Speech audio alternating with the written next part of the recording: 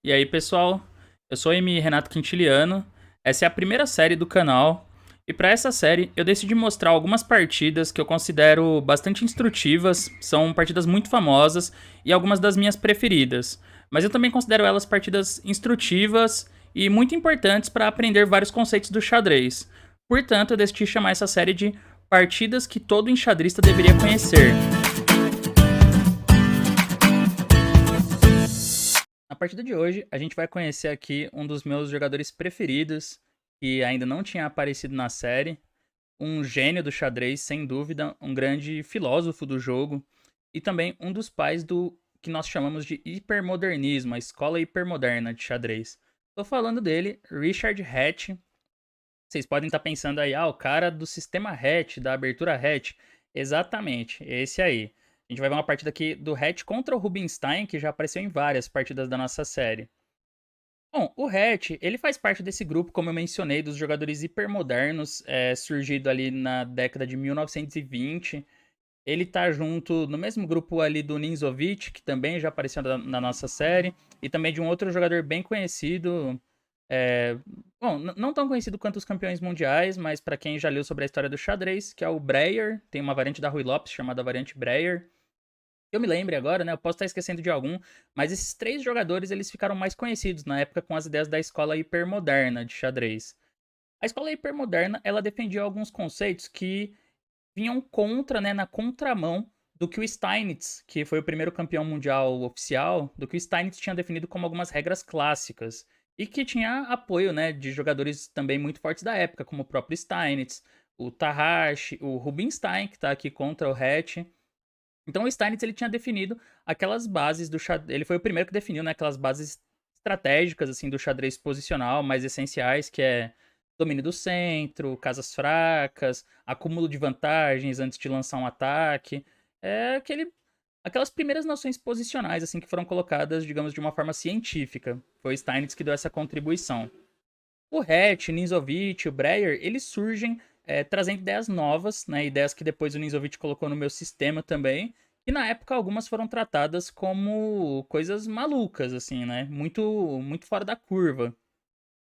Felizmente, graças à evolução do xadrez, a gente hoje sabe, né, que os hipermodernos eles tinham razão em várias colocações e deram uma contribuição muito legal para o jogo, que depois acabou sendo explorada nos próximos anos. Mas hoje eu vou falar especificamente do Hatch. Para mim, o Hatch é um dos maiores gênios da história. É um cara que realmente pensava o xadrez de uma forma muito profunda. Tanto que ele tem partidas muito boas como jogador, mas ele também foi um cara que fez composições muito bonitas, composições de xadrez, contribuiu para aberturas. Ele pensava o xadrez em várias dimensões.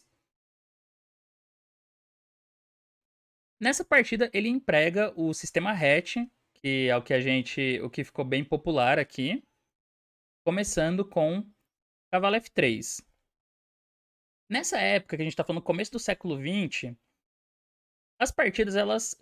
90% delas, ou talvez mais, até eu não sei essa estatística, né? Mas uns 90% ou até mais, elas começavam sempre da mesma forma, que era assim: E4, E5, ou D4, D5. Vez ou outra rolava uma francesa, uma abertura francesa, rolava uma siciliana ali, o Lasker arriscava. Mas ainda era muito mais comum a gente ver E5, E4, E5 e D4, D5. Os jogadores hipermodernos, o Hatch principalmente, eles começaram a colocar algumas dúvidas nessa noção de centro, que é uma coisa bem básica que a gente aprende, né?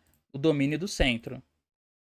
E o Hatch principalmente, ele começou a refletir o seguinte: quando você joga E4 e aí vem E5 ou D4, D5, ele já pensando a partir do primeiro lance, observando as aberturas que existiam na época e as partidas que ele via, ele pensou o seguinte: olha, é muito bom você ter um peão no centro. Esse é um ponto positivo, né? Um peão central ele dá uma sustentação para o seu jogo, ele dá liberdade para suas peças e espaço. Mas tem um problema, tem um defeito em você ter um peão no centro, que você dá um alvo para o adversário. Esse peão, ele é um ponto de estrutura do seu jogo, ele também pode ser um alvo. E realmente a maioria das aberturas mostra isso, né? Por exemplo, nas aberturas de peão-dama, as pretas lutam para conseguir jogar C5 ou E5 no meio-jogo. E as brancas, da mesma forma, lutam para conseguir jogar E4 ou C4. Então, os dois peões que dão espaço, né, para cada lado, também são alvos que o adversário vai tentar explorar. No E4, a mesma coisa, né? A gente tem aberturas onde as brancas jogam com F4, inclusive o gambito do rei, mas isso pode ser no meio-jogo também. E a gente tem aberturas onde o branco prepara D4. Da mesma forma, as pretas muitas vezes querem jogar D5 lá na frente. Então a gente percebe essa contradição, que parece uma coisa meio boba de você pensar já, assim, no primeiro lance, mas o Hatch ele já estava tratando isso de uma forma mais filosófica, né? Ter um peão no centro é uma vantagem para ter espaço, mas também é um alvo que seu adversário vai tentar atacar. E aí eles começaram a pensar o seguinte: será que a gente precisa realmente colocar um peão no centro para poder jogar por esse espaço? Será que é mais importante? O que é mais importante no xadrez? É você ocupar o centro ou você controlar o centro? Eu preciso ocupar o centro para ter o controle do centro? Então o Hatch, pensando nisso, ele começou a tentar desenvolver sistemas de abertura e os outros hipermodernos da época que se baseavam numa luta diferente pelo centro, uma luta pelas casas centrais que não envolvia necessariamente ocupar de forma física o centro, mas sim você ter o controle, ter a influência das peças sobre o centro. E foi assim que surgiu o sistema Hatch. Depois que a gente tem essa introdução praticamente filosófica aí, né, do que passou pela cabeça do Hatch, fica mais claro. Cavalo F3 é um lance que controla duas casas centrais também. Ele controla D4 e E5. E ele não precisou colocar um peão no centro, então ele não tá dando um alvo pro adversário. Ele tá tendo uma influência no centro sem ter depois que se preocupar com alguma fraqueza, com um peão que pode ser uma fraqueza ali. Foi assim que surgiu, né, a ideia do Hatch de desenvolver um sistema flexível, que não precisaria ocupar o centro com peões nas primeiras jogadas. E eu acho isso uma coisa fantástica, assim, eu gosto muito de lembrar desse raciocínio, porque eu acho incrível que hoje Cavalo F3 é um lance muito popular, e a gente sabe, né, com a ajuda do desenvolvimento das aberturas, dos computadores, da experiência prática, que o sistema hatch é uma abertura perfeitamente jogável. Então o ponto do hatch foi totalmente provado, né?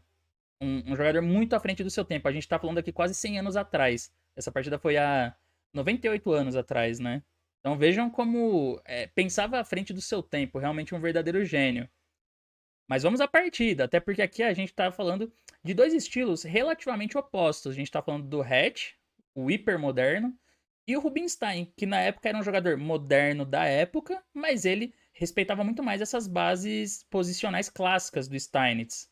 Então é um confronto de estilos também. O Rubinstein jogou D5, jogador clássico, jogador de centro, ocupa o centro. Hatch G3. Começa como se fosse um ataque índio do rei, mas aqui também a gente entende que a ideia é que o bispo também pode exercer pressão nas casas centrais, E4 e D5. E aí o Hatch pensava exatamente isso. Eu não tenho alvos, não tô dando alvos para ele, mas ele já me deu um alvo aqui. Eu já sei onde eu vou bater. Já posso bater no ponto D5. Então G6. E agora ele jogou C4. Aí a gente já tá mais dentro do sistema hatch. O sistema hatch geralmente é cavalo F3 conectado com C4, aí, esses dois lances. E aí qual que é o ponto dele? É que vamos imaginar que jogasse D por C4 aqui, o Rubinstein, né, que toma. Ele joga cavalo A3, ou dama A4 cheque, tudo bem, pode ser, mas aqui não vai dar pra segurar esse peão, né? Bispo G7, cavalo C4, tá. O que ele conseguiu? Ele trocou um peão de ala por um peão de centro. Então, teoricamente, essa troca ela é microscopicamente favorável para as brancas, porque ele fica com uma maioria no centro. Ele tem dois peões aqui, ops, ele tem dois peões aqui no centro e as pretas ficaram só com um. Não quer dizer que ele nunca vai usar esses peões, isso vai ficar claro na partida. Ele pode avançar no centro uma hora, mas primeiro ele se preocupa em ter um controle bom do centro com as peças. Ele pensa em avançar os peões quando eles não forem alvos suscetíveis a um ataque do adversário. Mas o Rubinstein jogou D4 aqui. Decidiu avançar o peão, ganhar espaço, tirar a casa C3 do cavalo. Um lance bem natural também. Outra forma que ele poderia jogar aqui é C6, só reforçando o ponto D5. E aí, seguindo as ideias hipermodernas, né? B3 faz sentido. Reforça C4 e as brancas preparam para fianquetar o outro bispo e continuar colocando exercendo um bom controle nas casas centrais. Esse tipo de abertura aqui, que é o duplo fiancheta, é muito popular hoje em dia, muita gente joga. Então foi D4, D3, bispo G7. E aqui o Hatch, ele já joga um lance mais ou menos surpreendente, sim, porque ele poderia fazer rock, por exemplo. Super normal também fazer rock. Mas ele joga B4, já pensando em fianquetar o outro bispo em B2. Mas principalmente, o que, que o Hatch já tá aqui querendo mostrar? Que o peão de D4 se tornou um alvo. Justamente o que ele estava tentando evitar para o jogo dele, não dar alvos na abertura para o adversário, que o peão do centro não se torne uma fraqueza, por isso que ele evitou colocar um peão no centro. E agora ele vai pressionar o ponto D4. Isso é muito melhor do que B3, né? Porque B3 é mais passivo, as pretas reforçam com outro peão ali, com C5. Então foi B4, daí roque, e ele joga cavalo de BD2. Ainda não desenvolve o bispo. Já era possível o bispo B2, mas ele joga cavalo BD2 com a ideia de levar o cavalo para B3 e já tá querendo cercar o peão das pretas. Aqui as pretas jogaram C5, então o Rubinstein ele tenta reforçar com outro peão, mas o Hatch tá bem esperto nessa posição, ele joga cavalo B3. Ele não joga B por C5, porque depois de B por C5, as pretas jogam cavalo C6. Esse lance ele era ruim antes, né? Sem C5, porque cavalo C6 as brancas jogam B5 e aí expulsam esse cavalo de C6. Agora depois do C5 se toma cavalo C6, cavalo B3 e ele joga cavalo D7. A seguir, né, como que o Rubinstein continuaria? Ele ia jogar E5, dama E7 e provavelmente recuperaria o peão em C5, como a gente tá vendo aqui. Ele pode ter uma ideia de avançar o peão de A também, A5, A4, para desalojar o cavalo de B3. Mas aqui ele já conseguiria o objetivo que é de reforçar o centro. O centro das pretas fica mais estável, mais firme, e aí ele vai conseguir proteger os peões dele, E5 e D4, mais facilmente. Então o Hatch não perde o foco aqui, ele joga cavalo B3. Não dá para as pretas continuarem reforçando a cadeia de peões, porque se B6, cavalo FD2. E aí o bispo já ganha a torre lá de A8, né? Então jogou C por B4, teve que fazer essa concessão, e ele faz bispo B2. Não se apressa aqui. Ele não se apressa porque se jogasse cavalo de B, D4, cavalo de B por D4, as pretas teriam uma reação forte agora. E5, o peão não pode ser capturado em E5 por causa de dama por D4, e quando o cavalo volta, E4. E aí as pretas estão bem ativas agora, por causa do bispo ali que ficou aberto, né? O bispo de G7, e quem tá meio em risco ali é a torre de A1 das brancas. Mas em vez disso, o Hatch joga bispo B2. Agora ele tem 3 peças cercando o peão de D4. E tá tranquilo, né? Porque o preto não vai conseguir evitar que esse peão caia. Cavalo C6. Cavalo por D4.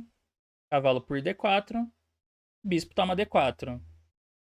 Resultado, né, dos últimos lances. O que aconteceu aqui? Como a gente pode ver, o Hatch ele conseguiu trocar o peão de B dele, de B4, pelo peão de D4 das pretas, que era justamente uma ideia parecida com o C4 ali do sistema Hatch, né? Ele quer trocar um peão de ala por um peão central. A gente sabe que no jogo posicional o peão de centro costuma valer mais, porque dá para você construir uma estrutura forte no centro e ganhar mais espaço.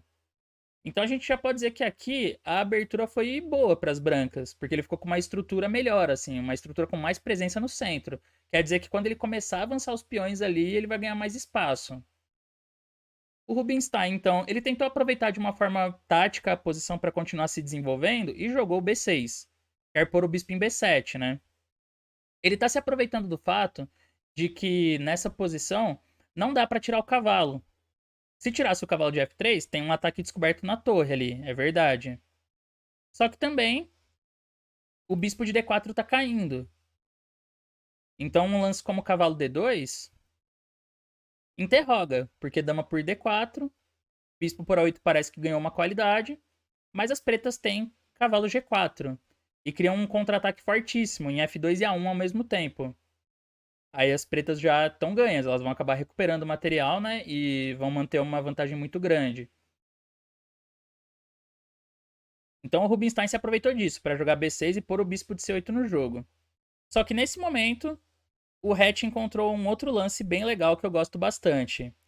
Então eu quero que vocês pensem nesse primeiro momento aqui como vocês jogariam com as brancas.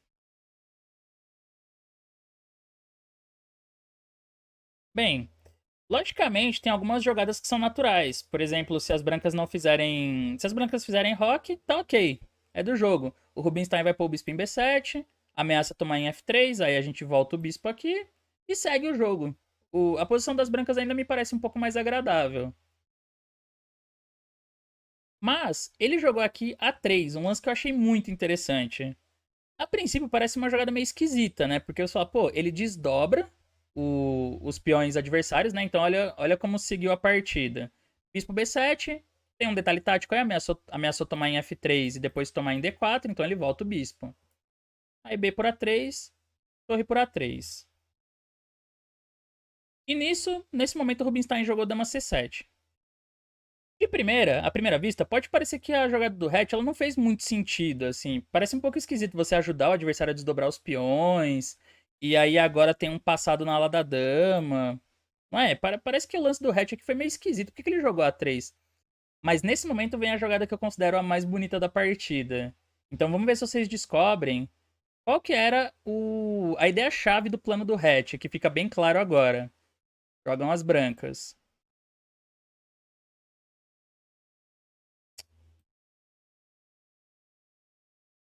Será que alguém acertou esse lance? Vou dar até uma dica. Essa jogada ela aconteceu várias vezes em partidas do Hatch. Foi uma manobra que acabou ficando muito popular e hoje em dia existe em várias posições, em várias aberturas.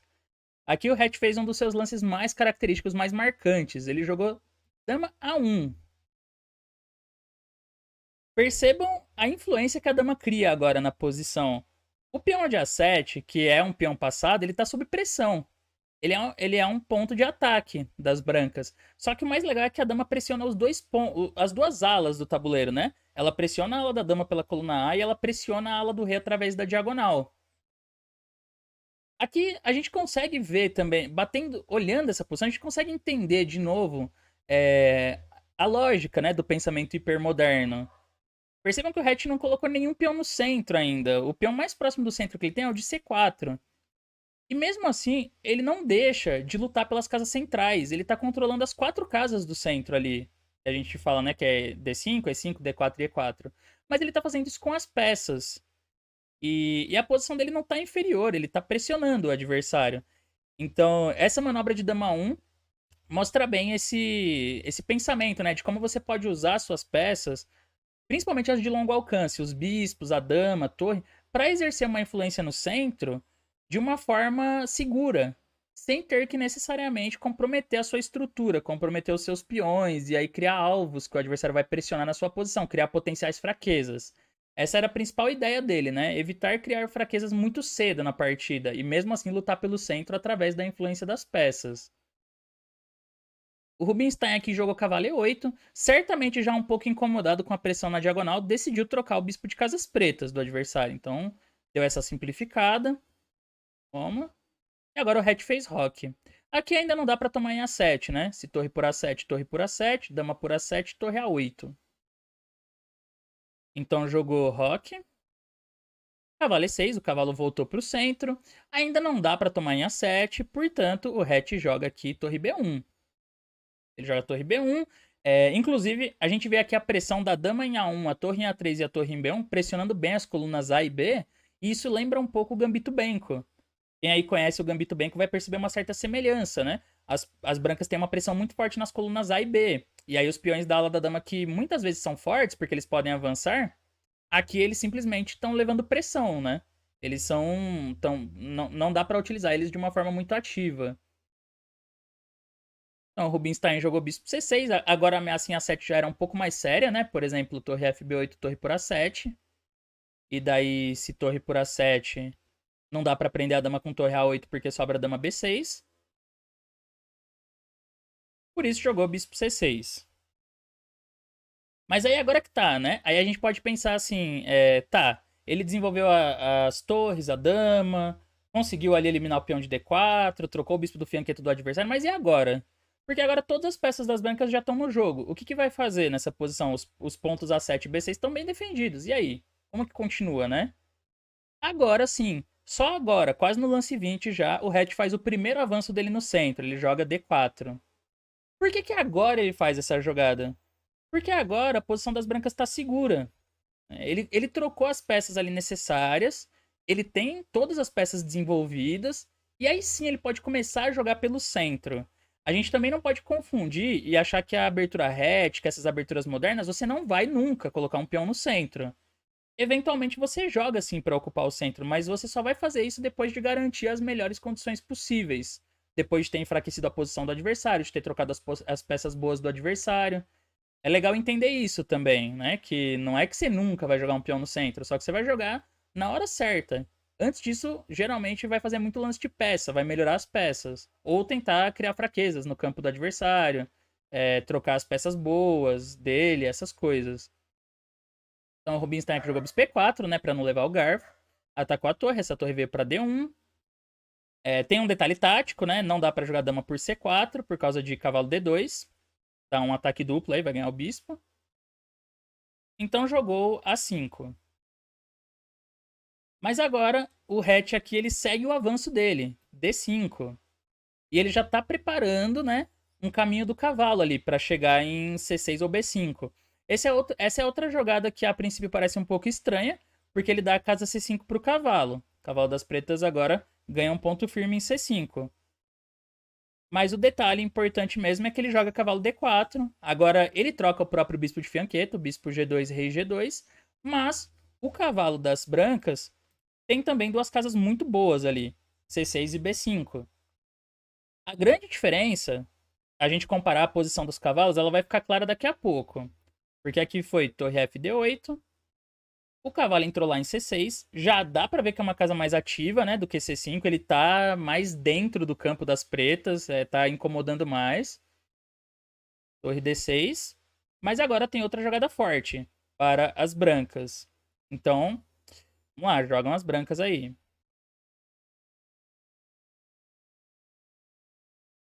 Bom, ele ocupou o centro, melhorou o cavalo, levou o cavalo para C6 e agora o Red começa a colocar problemas concretos pro Rubinstein. Ele faz isso com torre E3. E aí a gente percebe a diferença das posições entre os cavalos, né? O cavalo de C5, ele tá bonito, ele tá sólido em C5, mas é só isso. Ele não tá fazendo mais nada. Enquanto o cavalo de C6, ele tira a casa D8, né, para não dobrar as torres e ainda pressiona E7. E ele consegue agora passar a torre pela terceira fila. Então acho legal também que tem essa coisa da flexibilidade das peças de longo alcance, né? A dama e a torre pareciam que estavam, digamos, empilhadas na coluna A aqui. Mas essas duas peças podem passar muito rápido pro outro lado. Pela terceira fila e a dama pela diagonal. Tanto que aqui jogou torre E8, dama E5, ó. E aí a dama também entrou no ataque. Agora pressionou de novo E7. F6, meio forçado. Se joga cavalo por E7, rei F7, né? Aí como a dama tá atacada, as pretas vão ganhar uma peça. Então jogou dama B2. Ele voltou aqui. As pretas aproveitaram, né? Pra jogar E5 nesse momento. Uma ideia defensiva do Rubinstein, porque realmente a pressão em E7 pode ser muito chata, vai incomodar por bastante tempo. Então ele decide aproveitar que não dá pra fazer passant por causa do cavalo e joga E5. Será que isso resolve os problemas das pretas? Será que isso resolveu aí a situação?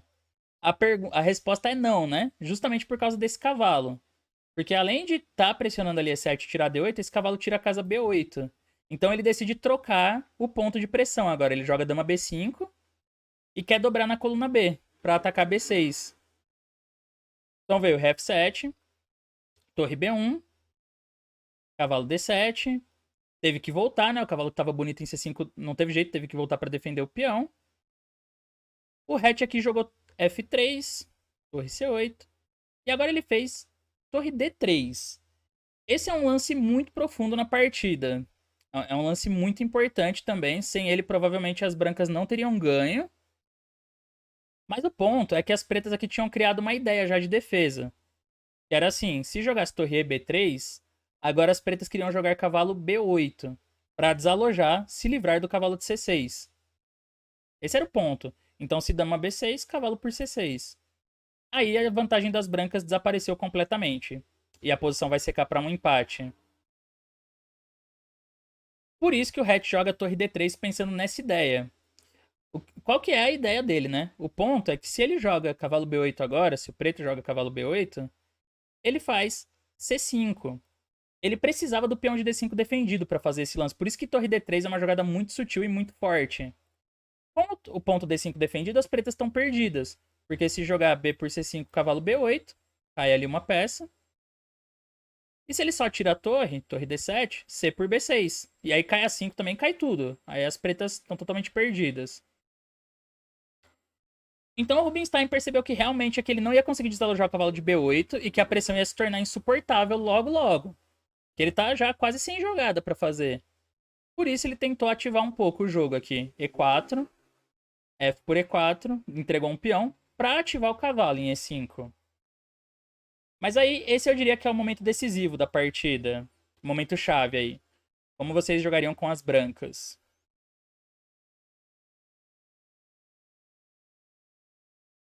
Bem, naturalmente, né? A ideia aqui do Rubinstein era o seguinte: se ele tomar em E5, eu tomo de F e depois deve cair C4. Dá pra defender, é verdade. Mas aí ele joga dama D8, tenta montar um bloqueio aqui, né, com a torre em C5 e segue o jogo, segue lutando. O Hatch, ele calculou, ele era um jogador muito criativo, né? Dá pra perceber vendo essa partida que ele era um jogador realmente muito criativo pra pensar em novos conceitos de aberturas, em novos sistemas, considerar ideias que ainda não eram comuns na época. Então aqui ele procura, né? Ele calcula e percebe que ele tem uma outra ideia bonita também. Ele joga dama por B6. As brancas já têm um peão a mais, então ele ganha o segundo peão e sacrifica a qualidade para isso. Mas o ponto é que se cavalo por D3, E por D3, e esse quadrado aqui, né, o quadrado mágico, vai decidir a partida a favor das brancas, né? Os peões vão avançando muito rapidamente aqui, C5, D6, D4, E5, vai indo tudo junto, vai ganhar fácil. Então jogou cavalo por C6, e aí tem um último detalhe, né? O detalhe é que ele joga C5, um bom intermediário, atacando a torre lá. E deixa o cavalo também atacado já. Se jogasse D por C6, torre C6 é melhor para as pretas aqui, as pretas igualam. Vai acabar caindo C4. E aí vai cair no final de torres que é empatado. Então jogou C5, torre D7, e aí sim D por C6. Logicamente não dá para tomar agora, porque quando troca vai cair a torre. As pretas, portanto, jogam torre por D3, mas daí dama por C7, torre C7, ele toma em D3, torre por C6, deu esse cheque aqui para empurrar o rei preto para trás, e D4. E aí já era, né? As brancas têm um peão a mais, só que tem três ligados ali no centro, né? E dois passados conectados, peões de D e de C. Além disso, as pretas estão sem rei, estão com rei passivo. Ou seja, a partida já está decidida nesse ponto.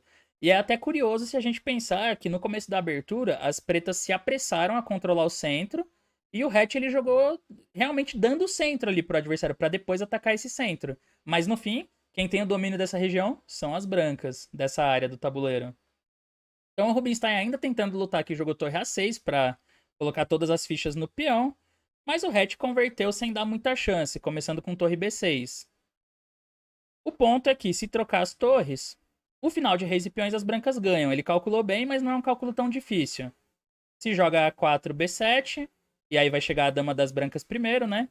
Então esse rei precisa entrar no quadrado, rei D8, mas aí E5, toma, A4, E6, A3, B7. Quando o rei C7, ele promove dama com cheque, e vai promover com cheque em E8 também, depois ganhar o peão de A2. Ou seja, não dá para trocar as torres. Jogou torre A8. Mas cai o peão de F6. Agora são dois a mais, três passados, e aí a vitória é bem simples. Parece que o peão das pretas vai dar um pouco de trabalho, né? Mas ele consegue chegar com a torre a tempo, torre F2, A3 e torre A2. E aí controla na terceira ainda, né? Aí o resto foi bem simples mesmo. Só uma questão de trazer o rei branco, ir avançando os peões. Ele nem precisa da torre, ó. Ele foi com o rei aqui e vai jogar E5, C6, D6 e vai indo, né? Cedo ou tarde as pretas vão ter que tirar a torre da coluna A e aí vão entregar o peão de A3 e perdem a partida. Então aqui o Rubinstein decidiu abandonar já. Mas eu gosto muito dessa partida. Tudo bem que eu acho que o Rubinstein não jogou da melhor forma, não jogou na melhor forma dele, que a gente já se acostumou a ver aqui em algumas partidas da série. Mas é muito instrutivo como o Hatch conseguiu colocar em prática todos os conceitos hipermodernos que ele acreditava nessa partida.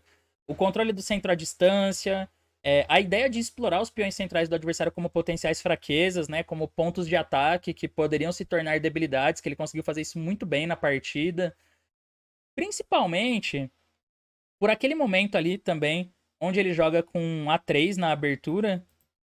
Como a gente vê, é um lance que parece um pouco estranho, mas em seguida ele passa a dama para A1. Essa manobra se tornou bem popular nas partidas dele, depois começou a ser vista com mais frequência nas posições do sistema hatch, também de algumas outras aberturas. E é um outro exemplo, né, de como você explora a influência das peças para controlar o centro à distância. Mas essa partida eu acho que é um bom exemplo de como funciona aí alguns conceitos do xadrez hipermoderno. Então eu acho ela muito instrutiva e é por isso que eu acho que todo mundo deveria conhecer aí partidas como essa, para entender as ideias modernas, né, desse xadrez hipermoderno e que hoje em dia é uma coisa super comum. Mas então é isso, pessoal. Espero que vocês tenham gostado da nossa partida de hoje. Se você gostou, não se esqueça de deixar o like, de se inscrever no canal se ainda não for inscrito e ativar as notificações para continuar recebendo conteúdos como esse. E a gente se vê na semana que vem com mais uma partida aí da série Partidas que todo enxadrista deveria conhecer. Valeu e até a próxima.